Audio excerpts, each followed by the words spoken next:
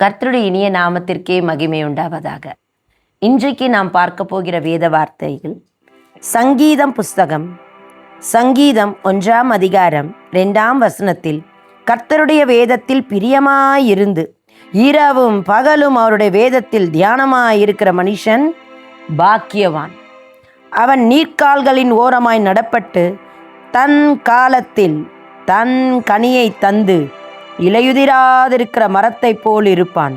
அவன் செய்வதெல்லாம் வாய்க்கும். கொலேசியர் 2:6-7-8 வசனங்கள் படிக்கும் என்றால், விசுவாசத்தில் நாம் வேறு ஊன்றினவர்களாய் கர்த்தருக்கு கனி தருகிறவர்களாய் நாம் இருக்க வேண்டும். அல்லேலூயா. விசுவாசம் என்ற வேர் நம்மில் இருக்க வேண்டும் என்று கர்த்தருடைய வார்த்தைகள் சொல்லுகிறது. அல்லேலூயா. இன்னும் எபேசியன்ஸ் 3:17 கர்த்தருடைய வார்த்தை இப்படியாக இருக்கிறது, விசுவாசத்தினாலே கிறிஸ்து உங்கள் இருதயங்களில் வாசமாயிருக்கவும் நீங்கள் அன்பிலே வேரூன்றி. அல்லேலூயா. விசுவாசத்தில் வேரூன்றி அன்பிலே வேரூன்றி இருக்கும்போது எரேமியா 17:7-8 படி அல்லேலூயா, கர்த்தர் மேல் நம்பிக்கையாய் வைத்து அல்லேலூயா இருக்கிற மனுஷன் பாக்கியவான். ஏனென்றால் அவன் உஷ்ணம் வருவதும் தெரியாமல் இலை பச்சையாயிருந்து ஏற்ற வேளையில் கனித்தரும் மரமாயிருப்பான். ஏசாயா 27:6 வசனம் இப்படி சொல்லுகிறது. அல்லேலூயா. கர்த்தருடைய வார்த்தை இதில் படிக்க போனோம் என்றால், யாக்கோபு வேர் பற்றி இஸ்ரவேல் பூத்து காய்த்து உலகத்தை பல நாள் நிரப்பும் காலம் வரும் என்றும், கலாத்தியர் 5:22-23 கர்த்தருடைய வார்த்தைகள் நாம் படிக்கும்போது ஆவியின் கனிகளை பற்றி நாம் இதில் பார்ப்போம். அல்லேலூயா. ஆவியின் கனிகள் அன்பு, சாந்தம், இச்சையடக்கம் என்று அல்லேலூயா இப்படி 9 ஆவியின் கனிகளை கர்த்தர் நமக்கு தெளிவாய் அந்த வசனத்தில் சொல்லியிருப்பார். அதே மாதிரி 1 கொரிந்தியர் 12ஆம் அதிகாரம் 8-9-10 பார்த்தோம் என்றால், ஆவியின் வரங்கள் 9. அல்லேலூயா. ஞானம், அல்லேலூயா, கர்த்தரை அறிகிற அறிவு, வேறொருவனுக்கு அந்த ஆவியிலே விசுவாசம், வேறொருவனுக்கு அந்த ஆவியினாலே குணமாக்குதல், வேறொருவனுக்கு அற்புதங்களை செய்யவும் சக்தியும் கர்த்தர் கொடுக்கிறார். இப்படியாக கர்த்தருடைய வார்த்தைகளை நாம் தியானிக்க போனோம் என்றால் அநேக ஆசீர்வாதங்களை நமக்கென்று வைத்திருக்கிறார். அல்லேலூயா. கொலேசியர்ல லௌகிக ஞானத்தினாலும் மாயமான தந்திரத்தினாலும் ஒருவனும் உங்களை கொள்ளை கொண்டு போகாதபடிக்கு எச்சரிக்கையாயிருங்கள் என்று சொல்லுகிறார். அப்படி நாம் எச்சரிக்கையாய் இருக்க வேண்டும் என்றால், நாம் கிறிஸ்துவுக்குள்ளே வேர் கொண்டவர்களாகவும் அவருக்குள் கட்டப்பட்டவர்களாகவும் அவருக்குள் நடந்து கொண்டு, கிறிஸ்துவுக்குள் வேர் கொண்டு, கிறிஸ்துவுக்குள் கட்டப்பட்டு, கிறிஸ்துவுக்குள் நாட்டப்பட்டு அல்லேலூயா நாம் இருக்கும்போது, நம்முடைய வேர் கிறிஸ்துவுக்குள் நாட்டப்பட்டு இருக்கும்போது அல்லேலூயா விசுவாசத்தில் நாம் பெருகுவோம். அல்லேலூயா. அன்பில் நாம் பெருகுவோம். விசுவாசமும் அன்பும் நம்மில் பெருகும் போது ஆவியின் கனிகளும் வரங்களும் நம்மில் அதிகமாய் பெருகும். அல்லேலூயா. கர்த்தருடைய நாமத்திற்கே மகிமை உண்டாவதாக.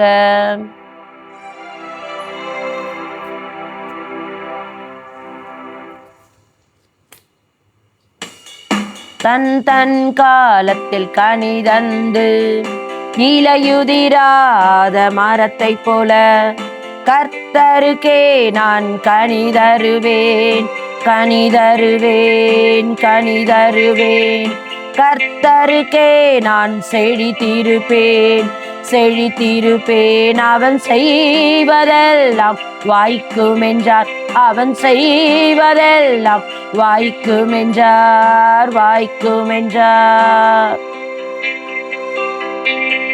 நற்கனி மரமல்லவா, நற்கீரி கைகாலே வெளிப்படுதே. நற்கனி மரமல்லவா, நற்கீரி கைகாலே வெளிப்படுதே.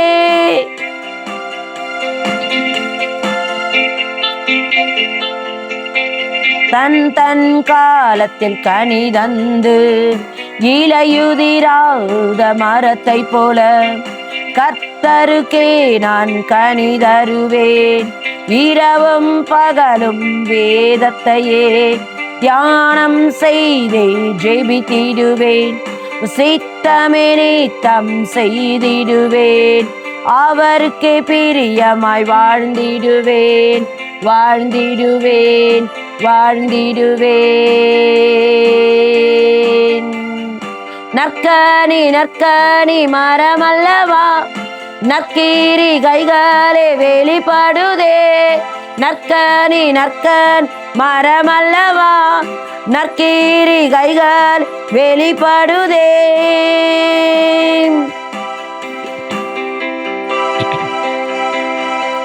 தன் தன் காலத்தில் கனி தந்து, விசுவாசத்தில் வேரூன்றி, அவர் அன்பிலேதான் வேரூன்றி, வசனங்களை உட்கொள்வேன்.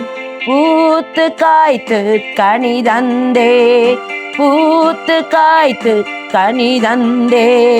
கர்த்தருக்கே செழித்திருப்பேன், கர்த்தருக்குள் என்றும் களி கூறுவேன், களி கூறுவேன். நற்கனி நற்கனி மரமல்லவா, நற்கீரி கைகளே வெளிப்படுதே. நற்கனி நற்கன் மரமல்லவா, நற்கீரி கைகள் வெளிப்படுதே.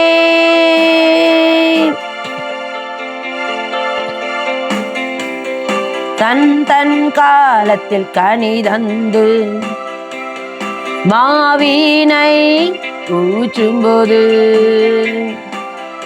துயாவினை ஊற்றும்போது, பலத்தின் மேலே பலனடைந்து, ஒரு சேனைக்குள்ளே பாய்ந்து செல்வேன், ஒரு சேனைக்குள்ளே நான் சென்றிடுவேன். சிலுவையின் ஜெய கொடி ஏற்றிடுவேன், சிலுவையின் வெற்றி கொடி ஏற்றிடுவேன். நல்மேய்ப்பன் நல்மேய்ப்பன் சத்தம் கேட்பாயே, நல்மேய்ப்பன் நல்மேய்ப்பன் சத்தம் கேட்பாயே. நாள்தோறும் உன்னை நடத்தி செல்வாரே, நாள்தோறும் நம்மை நடத்தி செல்வாரே.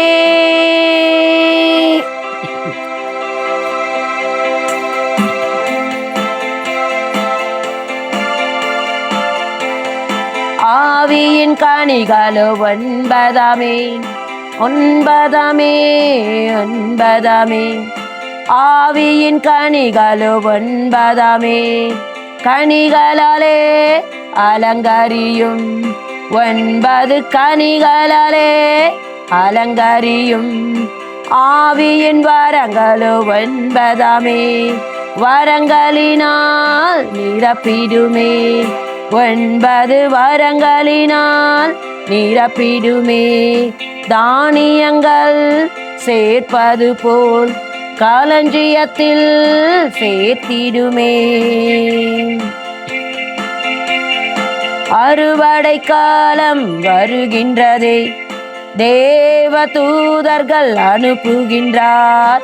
அறுவடை காலம் வருகின்றதே, தம் தேவ தூதர்கள் அனுப்புகின்றார். கலைகள் கலைகள் பிடுங்கப்படுமே, கலைகள் கலைகள் பிடுங்கப்படுமே. தானியங்கள் தானியங்கள் சேர்க்கப்படுமே, தானியங்கள் தானியங்கள் சேர்க்கப்படுமே.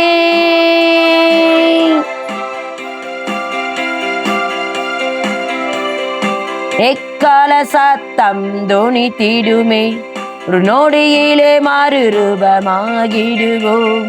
மறுரூபமாகி மயில் சேர்ந்திடுவோம், ரகசிய வருகையில் சேர்ந்திடுவோம், சேர்ந்திடுவோம். ஹோசன்னா ஹோசன்னா ஹோசன்னா ஹோசன்னா ஹோசன்னா ஹோசன்னா. உன்னதத்தின் தேவனுக்கு ஹோசன்னா, உன்னதத்தின் ராஜனுக்கு ஹோசன்னா.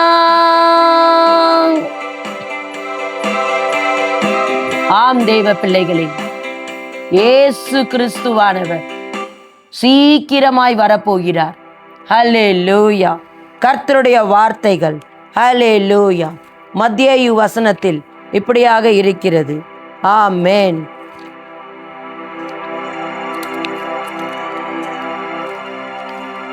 13ஆம் அதிகாரத்தில் கர்த்தர் இப்படி சொல்லுகிறார், ஒரு ஊமையை சொல்கிறார். பரலோக ராஜ்யம் தன் நிலத்தில் நல்ல விதையை விதைக்கிற மனுஷனுக்கு ஒப்பாயிருக்கிறது. மனுஷர் நித்திரை பண்ணுகையில் அவனுடைய சத்துரு வந்து கோதுமைகள் களைகளை விதைத்து போடுகிறான். பயிரானது வளர்ந்து கதிர்விட்ட போது களைகளும் காணப்பட்டது. வீட்டெஜமானுடைய வேலைக்காரர் அவரிடத்தில் வந்து, ஆண்டவனே, நீர் உமது நிலத்தில் நல்ல விதையை விதைத்தீர் அல்லவா? பின்னை அதில் களைகள் எப்படி உண்டானது என்றார். அதற்கு அவன், சத்ரு அதை செய்தான். அப்பொழுது வேலைக்காரர், நாங்கள் போய் அவைகளை பிடுங்கி போட உமக்கு சித்தமா என்று கேட்டார்கள். அதற்கு அவன், வேண்டாம், களைகளை பிடுங்கும் போது நீங்கள் கோதுமைகளும் வேரோடு கூட பிடுங்காத படிக்கு 2ஐயும் அறுப்பு மட்டும் வளர விடுங்கள்.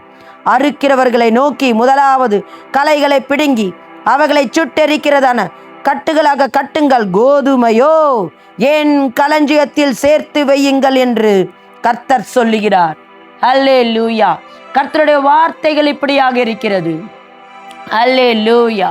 நாம் தினமும் தன் தன் காலத்தில் கனியை தந்து இலையுதிராத மரத்தை போல கர்த்தருக்குள் கனி தரும்போது நாம் செய்வதெல்லாம் வாய்க்கும்.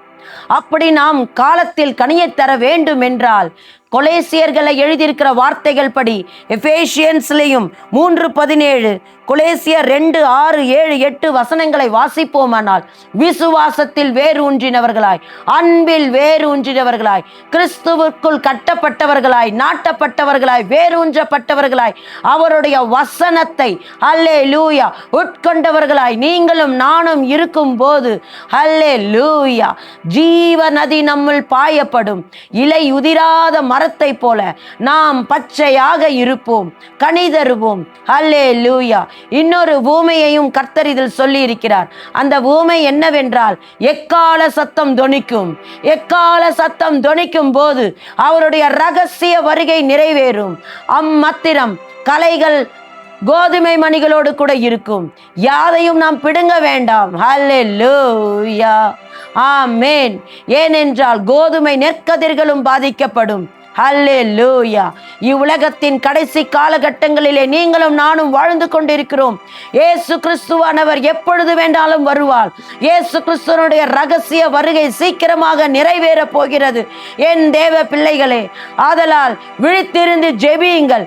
எப்படி களஞ்சியத்திலே கோதுமை மணிகள் சேர்க்கப்படுகிறதோ அதுபோல எக்காலதொன்னு சத்தம் தொனிக்கும் போது அவருடைய ரகசிய வருகையில் ஒரு நொடியில் மறுரூப மகிமையில் நாம் சேர்க்கப்படுவோம். ஆவியின் கனிகள் பெருகட்டும், ஆவியின் வரங்கள் பெருகட்டும், கிறிஸ்துவின் கிரிகைகள் வெளிப்படட்டும். நற்கனி மரம் அல்லவா, நற்கிரிகைகள் அல்லவா வெளிப்படும். வேறானது கிறிஸ்துவுக்குள் நாட்டப்பட்டு கிறிஸ்துவுக்குள் கட்டப்பட்டு இருக்குமானால் இலைகள் எப்பொழுதும் செழிப்பாயிருக்கும். உஷ்ணம் வருவதும் தெரியாமல் இலை பச்சையாயிருந்து தன் தன் காலத்தில் கனி தருகிற மரத்தை போல செழித்திருப்பான் என்று எரேமியா 17ஆம் அதிகாரத்தில் 7-8 வசனத்தை வாசிப்போம் என்றால், கர்த்தர் மேல் நம்பிக்கை வையுங்கள், கர்த்தர் மேல் சார்ந்திருங்கள். அல்லேலூயா. உலக லவ்யூகங்களுக்கு, உலக ஞானத்திற்கு, உலகத்தின் காரியங்களுக்கு வேறு பிரிக்கப்பட்ட பிள்ளைகளாக நீங்களும் நானும் இருக்கும்போது நம்மளுடைய வேர் இன்னும் ஆழமாய் இயேசு கிறிஸ்துவின் அன்புக்குள் வேர் செல்லும்.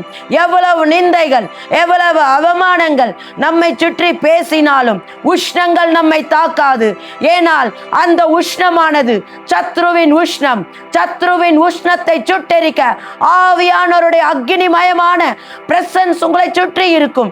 ஆவியானவருடைய அக்னி உங்களை சுற்றி எப்பொழுதும் கொழுந்து விட்டு எரியும், உங்களுக்குள்ளும் எரியும். அல்லேலூயா. அக்னி வஸ்திரம் கர்த்தர் உங்களுக்கு கொடுத்திருக்கிறார், அவருடைய நீதியின் வஸ்திரம். அக்னியின் வஸ்திரத்தை பெற்றுக்கொண்ட நாம் சும்மா இருக்காதபடி கர்த்தருடைய வார்த்தைகளை ஜாக்கிரதையாக பேசக்கடுவோம். இந்த மகிமையை எந்த ராஜாக்களுடைய பெயர்களை எடுத்தோ, எந்த ராணிக்களுடைய பெயர்களை எடுத்தோ நாம் கம்பேரிசன் பண்ணக்கூடாது. கர்த்தருடைய வார்த்தைகளை சொல்லும் போது அல்லேலூயா, வேதத்தின்படி நாம் அல்லேலூயா பிரசங்கிக்கிறவர்களாய் ஜாக்கிரதை உள்ளவர்களாய் இருக்க வேண்டும். ஏனென்றால் இது கிறிஸ்துவின் ஊழியம். கிறிஸ்து மாத்திரமே வெளிப்பட வேண்டும். அல்லேலூயா, அவரே மகிமை பட வேண்டும். கிறிஸ்துவின் கிரிகைகள் நம்மில் வெளிப்பட விழித்திருந்து ஜெபிப்போம். எக்காலம் தொனிக்கையில் ஒரு நொடியில் மறுரூப மகிமையில் சேர்வோம். அல்லேலூயா. கர்த்தருடைய நாமத்திற்கே மகிமை உண்டாவதாக.